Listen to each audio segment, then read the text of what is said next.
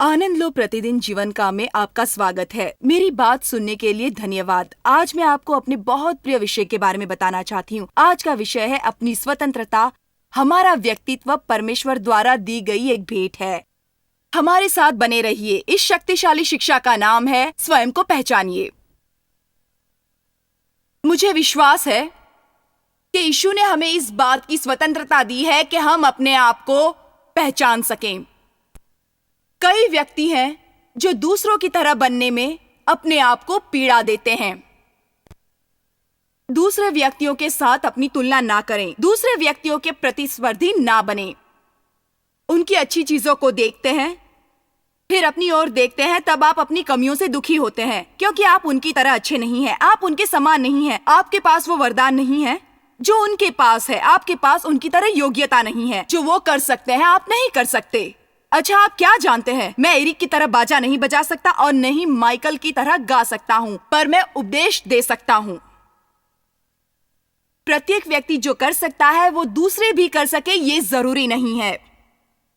हमें ये जानना जरूरी नहीं है कि हमें अच्छाइयाँ क्या है। हमें ये जानना है कि हमें बुराइयाँ क्या हैं और हमें उसके बारे में सोचना चाहिए। मैंने कहा कि हमें इस विषय में सोचना जरूरी है। हमें इस विषय में सोचने की बहुत जरूरत है। कुछ व्यक्ति दूसरों से तेज होते हैं। कुछ बच्चे पुस्तकों से सीखते हैं और कुछ बच्चे उदाहरणों से।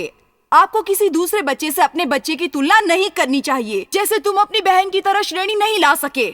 अच्छा, हमारा छोटा लड़का हमारे स्टेट साइड कार्यालय में सीईओ है और बड़ा लड़का विदेशी कारोबार संभालता है।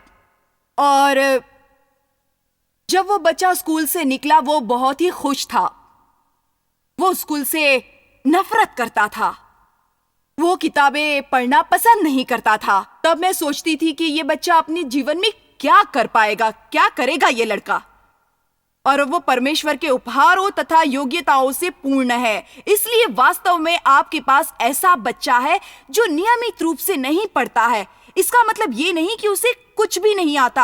आप अपनी दूसरों के साथ तुलना करना छोड़ दें। अपने आप को पूर्ण समझें जैसा परमेश्वर ने बनाया है। मैं फिर से कहती हूँ, अपनी तुलना दूसरों से ना करें और स्वयं को पूर्ण समझें, क्योंकि परमेश्वर ने आपको पूर्ण ही बनाया है। शैतान एक चोर है। वो आपको आपसे चुराना चाहता है, आपसे ही। शैतान आपको आपसे चुराना चाहता है। वो आपको स्वतंत्र रखना नहीं चाहता। वो आपको आपका आनंद लेने नहीं देना चाहता। अधिकांश लोग नीचे की ओर गिर रहे हैं। उनकी ओर मत देखिए। वो कौन है, क्या कर रहे हैं। एक समय था जब मैं अपने व्यक्तित्व से घृणा करती थी। मैं अपनी आवाज से घृणा करती थी। मैं ऐसा और वैसा करना नहीं चाहती थी। अंत में मैंने इसे महसूस किया कि ये क्या है। अब क्या हो और क्या नहीं हो, आज की रात अच्छी रात है इसके आगोश में रहने की, क्योंकि तुम वही हो जो वो है। आमीन, आमीन। जो मैं हूं वो मैं हूं। मैं क्या हूं? मैं परमेश्वर की कृपा से हूं। उसी की कृपा से हूं। ये क्या है और मैं इसे कर सकता हूं। एक मिनट के लिए यह विश्वास करना शुरू कीजिए। उन लोगों का क्या जो आपसे संतुष्ट नहीं है? उनमें से अधिकांश किसी से भी संतुष्ट होने वाले नहीं हैं। आपने अपना पूरा जीवन उन्हीं के लिए बिता दिया, लेकिन फिर भी वो आपसे संतुष्ट नहीं है। संतुष्ट नहीं हुए, इसलिए आज रात में प्रत्येक जो भी यहाँ है और टीवी देख रहा है, उनसे कहना चाहती हूँ, उन व्यक्तियों को खुश करना छोड़ दीजिए।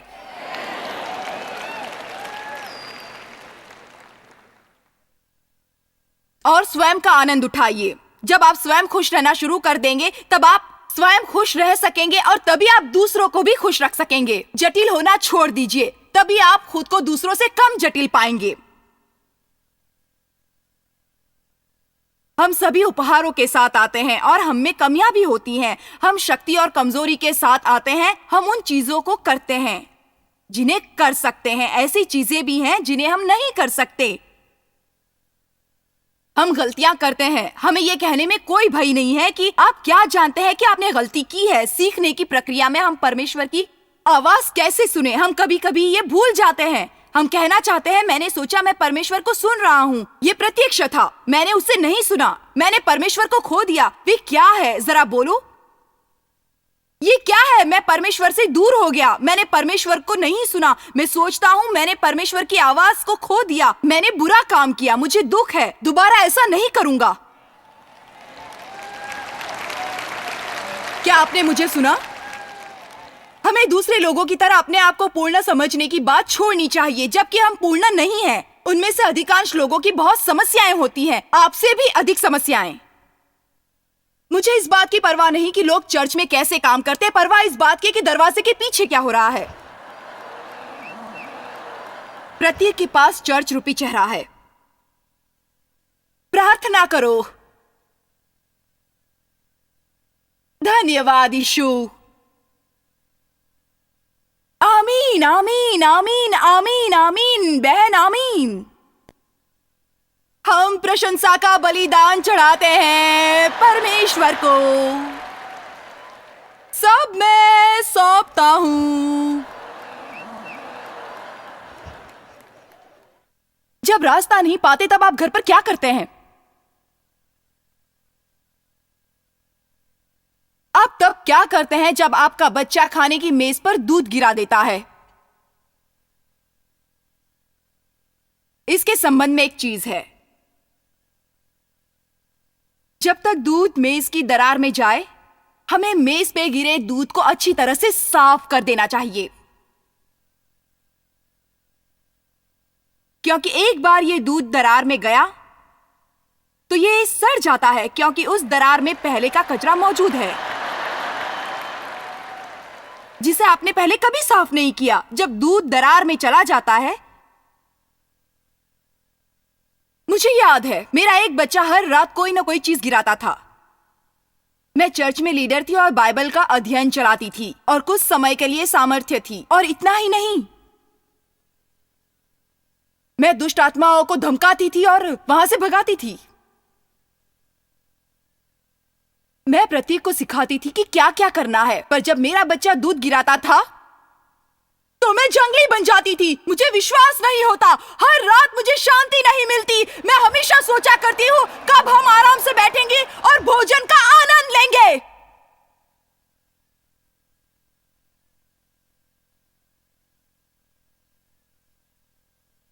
तब मेरे बच्चे शैतान जा चुका होता था।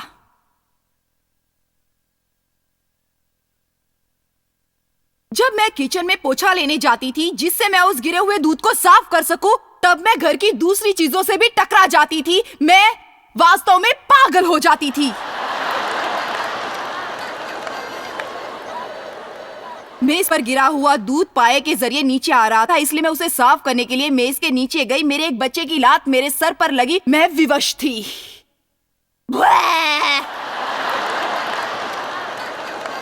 क्या कोई मेरी भावनाओं को महसूस कर सकता है?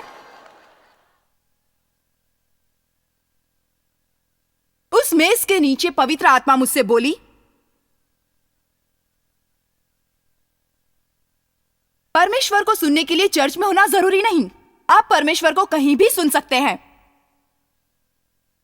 उसने कहा, जॉयस क्या तुम जानती हो, तुम्हारे कितना भी गुस्सा होने से ये दूध फिर से ग्लास में नहीं जा सकता, इसलिए इस बहाव से ये सीखा जा सकता है कि बहाव के साथ कैसे चला जाए। क्या आप जानते हैं वो क्या कह रहा था? वो कह रहा था, ये क्या है, इसे समझो। हम हमेशा कोशिश करते हैं कुछ ऐसा करने की जो किसी ने नहीं किया। हम अच्छा काम कर सकते हैं, छोटी सी बात को लेकर दुखी होने की जरूरत नहीं है। हमें शांत रहना चाहिए। आमीन। आप विश्वास नहीं करेंगे कि मेरे साथ क्या हुआ। जब मैं इन सम्मेलनों में आ रही थी तो रास्ते में मेरी मुलाकात शैतान से हुई, और वो शैतान और कुछ नहीं, मेरी शांति छीनना चाहता था। आज रात मुझे मीटिंग में आना था और कॉलर पर इस्त्री ठीक से नहीं हुई थी। मैं खुद इस्त्री करना चाहती थी। मैं प्रेस लेने के लिए बढ़ी और मेरे हाथ से इस्त्री गिर गई। मैं सही कह रही हूं, विश्वास कीजिए।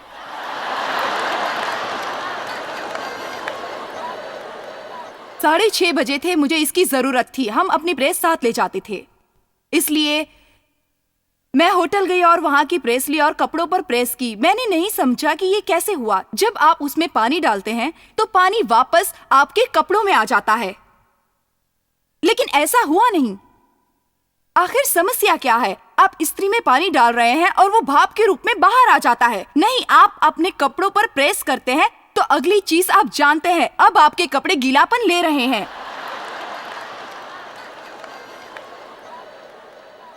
मैं इस प्रकार की बेकार की बातों को सोचती हूँ। महीने में 3 बार डॉक्टर के पास जाती हूँ।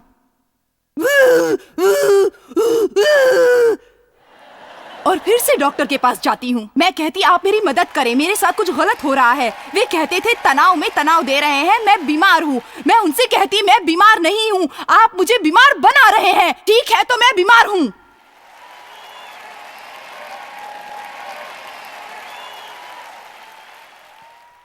इस साइकिल से आप कितनी बार जाते हैं? तुम डॉक्टर के पास जाओ और वो आपको बताएंगे कि आप पर तनाव नहीं है। वे आपको पागल बताएंगे। क्या कि उन्हें आप में कुछ गलत दिखता ही नहीं है? क्या आप जानते हैं, मैं तनाव से मुक्त हूँ, मैं प्रसन्न हूँ। मैं डॉक्टर के पास भी कम जाती हूँ। मैं अपने आप को स्वस्थ महसूस करती हूँ। मुझ में परिवर्तन आ गया है। मैं ये सुनकर गर्व महसूस करती हूँ। आमीन। इसलिए मैं इस बात से प्रभावित नहीं होती कि व्यक्ति चर्च में जाकर किस प्रकार का कार्य करते हैं। मैं तो उसी तरह आमीन कहती हूँ जैसे हर कोई कहता है। लेकिन ये वही है जो कि बंद दरवाजों के पीछे होता है। अगर कोई धार्मिक बातें करता है और वचन के संदर्भ देता है तो आपको उसके पीछे चलने की कोई जरूरत नहीं है। आपको परमेश्वर के सामने जीने की जरूरत है और यह सोचना छोड़ना होगा कि दूसरा क्या करता है। आपको किसी अन्य से अपनी तुलना करने की जरूरत नहीं है। आपको अपने आप में सीधे परमेश्वर के सामने रखने की जरूरत है। इसलिए मैं ऐसा कहती हूँ। पहला शमूएल 17:37 देखें। पहला शमूएल 17:37। मैं विश्वास करती हूं कि परमेश्वर हम सबको राजा बनाने के लिए अभिषेक करना चाहता है। बाइबल कहती है कि हम परमेश्वर के प्रति राजा और याजक हैं। जब मैं कहती हूं कि प्रत्येक का राजा बनने के लिए अभिषेक होगा, तो इसका क्या मतलब है? मेरा मतलब है कि जो भी वास्तविकता है वो परमेश्वर ने आपको दी है। आपको अपने अधिकारों के साथ चलना चाहिए। आपको ऐसा करना चाहिए जो परमेश्वर को प्रसन्न कर सके। आपको राजा होने में असफल नहीं होना चाहिए। आपको अपना साम्राज्य नहीं खोना चाहिए। आप दूसरों की तरह बनने की कोशिश करते हैं इस हद तक कि परमेश्वर आपसे यह कहता है कि मैं तुम्हारा उपयोग करना चाहता हूं, लेकिन तुम नहीं हो, इसलिए दूसरे को चुना। पहला शमूएल 17:37। दाऊद ने कहा, यहोवा जिससे मुझे सिंह और भालू दोनों के पंजे से बचाया है, वे मुझे उस पलिश्ती के हाथ से भी बचाएगा। शाऊल ने दाऊद से कहा, जा, यहोवा तेरे साथ रहे। अब दाऊद जवान हो गया। परमेश्वर के सामने पूरा बचपन चरवाहे की तरह बिताया। उसे परमेश्वर पर भरोसा था। गोलियत इज़राइल की सेना के विरुद्ध आ रहा था। उसे सभी शक्तिशाली मानते थे। बड़े बड़े सैनिक और शक्तिशाली सैनिक भी उससे कांपते थे। दाऊद की उससे तुलना करो। देखा जाए तो दाऊद कुछ भी नहीं था। कुछ लोगों के साथ अपनी तुलना करो तो हम उनके सामने कुछ नहीं होते। लेकिन सही परीक्षा तब होती है जबकि कोई व्यक्ति कुछ करना चाहता है। यहां सभी सैनिक अपने शस्त्रों के साथ मौजूद है और बड़ी बड़ी बातें कर रहे हैं, ब्ला ब्ला ब्ला ब्ला। उनमें से कोई कुछ नहीं कर पा रहा है। और छोटा दाऊद जो मैदान में मौजूद है, जो भेड़ चराता है तथा यीशु से प्रेम करता है, परमेश्वर की प्रार्थना में गीत लिखता है, भजन गाता है, वो कहता है मैं उसे हरा सकता हूं। सब कहते हैं तुम उसे नहीं हरा सकते, लेकिन उसे विश्वास है कि वो ऐसा कर सकता है। सब कहते हैं कि नहीं, तुम ऐसा नहीं कर सकते। उसने कहा, वो कौन शेर है जो मेरे विरुद्ध है, मैंने उसे हरा दिया है। वो कौन भालू है जो मेरे विरुद्ध है, मैंने उसे हरा दिया है। और राजा शाऊल उसे जाने की अनुमति देता है और कहता है, जाओ, परमेश्वर तुम्हारे साथ है। तब शाऊल ने अपने वस्त्र दाऊद को पहनाए और पीतल का तोप उसके सिर पर रख दिया और जिलम उसको पहनाया। तब दाऊद ने उसकी तलवार वस्त्र के ऊपर कसी और चलने का यत्न किया। उसने तो उसको न परखा था, इसलिए दाऊद ने शाऊल से कहा, इन्हें पहने हुए मुझसे चला नहीं जाता, क्योंकि मैंने इन्हें नहीं परखा है। और ये कहकर दाऊद ने उन्हें उतार दिया। कभी कभी व्यक्ति इच्छा करते हैं मुद्दे करने की, लेकिन आप इसे अपने तरीके से नहीं करते हैं। अंत में शाऊल ने कहा, मैं तुम्हें अनुमति देता हूं, पर तुम्हें मेरा कवच पहनना होगा और मेरी नीति से ही युद्ध करना होगा। दाऊद ने कहा, नहीं कर सकता। इस बात के लिए मुझे अभिषेक नहीं किया गया है। जिस बात के लिए किसी और को अभिषेक किया गया हो वो मैं नहीं कर सकता, क्योंकि दूसरे लोगों की तरह कुछ करना ये हमारे विषय में नहीं है। ये तरीके या रूप या सूत्र के बारे में नहीं है। ये विषय है कि परमेश्वर किसके साथ है और किसके साथ नहीं है, कौन उसका अभिषिक्त है और कौन नहीं है। सबसे बुरी बात यह है कि हम परमेश्वर की कृपा खो देते हैं तो हम बीते हुए व्यक्ति हो जाते हैं।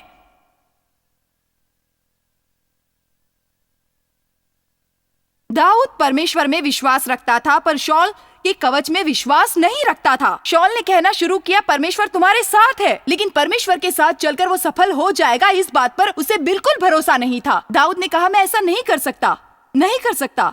उसके पास गोलियत को हराने का एक रास्ता था। वचन 40, तब उसने अपनी लाठी हाथ में ली और नाले में से 5 चिकने पत्थर छाट कर निकाले। क्या कल्पना कर सकते हैं कि उन्होंने उस बच्चे के बारे में क्या सोचा होगा? उसके पास कोई कवच नहीं, ना कोई हथियार। वो पानी में जाता है और खोजकर 5 पत्थर निकालता है और उन पत्थरों को अपने झोले में रखता है और अपना गोफन हाथ में लेकर पलिश्ती के निकट गया। जब पलिश्ती उठकर दाऊद का सामना करने के लिए निकट आया, तब दाऊद सेना की ओर पलिश्ती का सामना करने के लिए फुर्ती से दौड़ पड़ा। बाइबल कहती है कि दाऊद लड़ाई की रेखा की ओर दौड़ा। कभी कभी हम सोचते हैं कि वो मारा जाएगा। परमेश्वर हमें कुछ करने के लिए विश्वास देता है, लेकिन हम सोचते हैं कि हम मारे जाएंगे। ओ परमेश्वर, मैंने क्या कर दिया? वो जानता है कि परमेश्वर उसके साथ है। परमेश्वर के वचनों को साथ लिए वो कहता है, दाऊद ने पलिश्ती से कहा, तू तो तलवार और भाला और साग लिए मेरे पास आता है, परंतु मैं सेनाओं के यहोवा के नाम से तेरे पास आता हूँ, जो इजरायली सेना का परमेश्वर है, और उसी को तूने ललकारा है। आज के दिन यहोवा तुझको मेरे हाथ में कर देगा और मैं तुझको मारूंगा और तेरा सिर तेरे धड़ से अलग करूंगा, और मैं आज के दिन पलिश्ती सेना के शव आकाश में पक्षियों और पृथ्वी के जीव जंतुओं को दे दूंगा। तब समस्त पृथ्वी के लोग जान लेंगे कि इजराइल में एक परमेश्वर है। जो मैं कह रही हूं, क्या आप समझ रहे हैं? स्पष्ट रूप में इस बात का प्रश्न नहीं है कि क्या आपके पास है और क्या आप नहीं कर सकते। हमारे जीवन में सिर्फ एक ही बात महत्व रखती है कि क्या परमेश्वर हमारे साथ है या परमेश्वर साथ नहीं है। जब मैंने पिछली रात को दूरदर्शन पर एक मुलाकात देखी, अब सुनिए, मैं वहां बैठ गई। मैंने पसंद किया। मैंने एक उपहार के रूप में कार्य किया। मेरा मतलब यह है, मैं नहीं जानती थी उन्हें क्या पूछना था। मुझे कोई कल्पना नहीं थी। मैं वहां जाकर बस आराम से बैठ गई। आप सोचेंगे मैं इसके लिए 100 सालों से अभ्यास कर रही थी। क्या आप जानते हैं? आप नहीं जानते कि मैं कितनी साधारण हूँ। ये मुझे डराता है जब मैं सोचती हूँ कि मैं कितनी साधारण हूँ और मैं सामान्य हूँ। अगर मैं बैठती हूँ और मैं सोचती हूँ कि मैं क्या क्या नहीं कर सकती। ओह नहीं, वहां बैठकर लगता है जैसे 14 बोतल गोलियां खा रखी हूं। किसी ने मुझसे पूछा कि क्या आप डरती नहीं, क्या आपको डर नहीं लगता? मैंने कहा कि आप क्या जानते हैं, मैं कभी इसके बारे में सोचती भी नहीं हूँ। मैं जब भी मुंह खोलती हूँ परमेश्वर का नाम लेती हूँ। परमेश्वर, या तो आप मेरी मदद करो क्योंकि मैं आपका नाम जप रही हूँ, नहीं तो हमें लोग मूर्ख समझेंगे।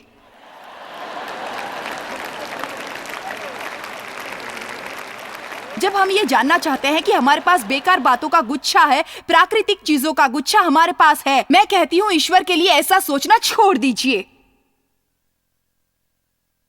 ना मेरे पास कोई शिक्षा है, ना मेरे पास धन है और ना कोई सहायता करने वाला है। आपके पास परमेश्वर है।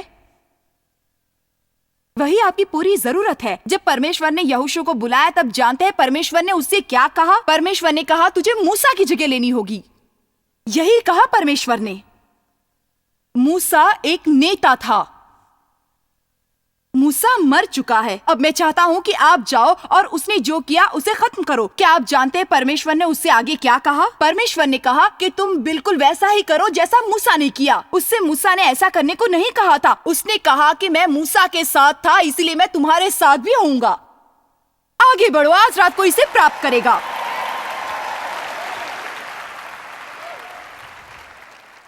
अच्छा, मुझे डर था क्योंकि मैंने इसे पहले कभी नहीं किया था। तुम जो करना चाहते हो पहले उसका अभ्यास कर लो।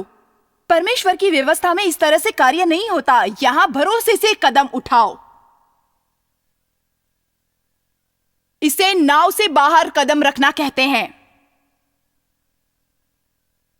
पतरस हमेशा छोटे मुंह बड़ी बात किया करता था। उसने अपने अच्छे समय में बहुत बुरे काम किए थे जिसमें यीशु को इनकार करना भी शामिल था। फिर भी यीशु ने उससे प्रेम रखा और उसे उपयोग में लाया और उसे एक महान प्रेरित बनाया। पतरस की इस मूर्खतापूर्ण बातों के बावजूद भी यीशु ने उसका उपयोग किया क्योंकि वो नाव से बाहर कदम रखना चाहता था।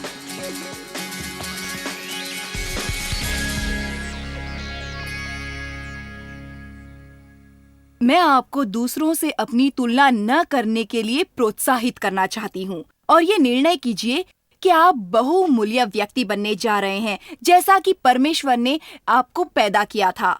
आप में से कुछ आज इस कार्यक्रम को देख रहे होंगे। ये विश्वास का वास्तविक कदम होगा क्योंकि आपने दूसरों से अपनी तुलना करने में अपना अधिकांश समय गंवा दिया, ये सोचने में कि जो होना चाहते थे वे आप नहीं हो पाए। जानते हैं ऐसा क्यों?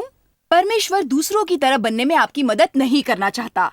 उसने जिस तरह आपको बनाया है उसी तरह बनने में वो आपकी मदद करना चाहता है। आपको अपने आप को सुधारने की जरूरत है। इस सूचना को नोट करें और आज ही अपनी प्रति प्राप्त करें। मेरे साथ बने रहिए। अंत में कुछ बातें बताने के लिए मैं लौट कर आ रही हूँ।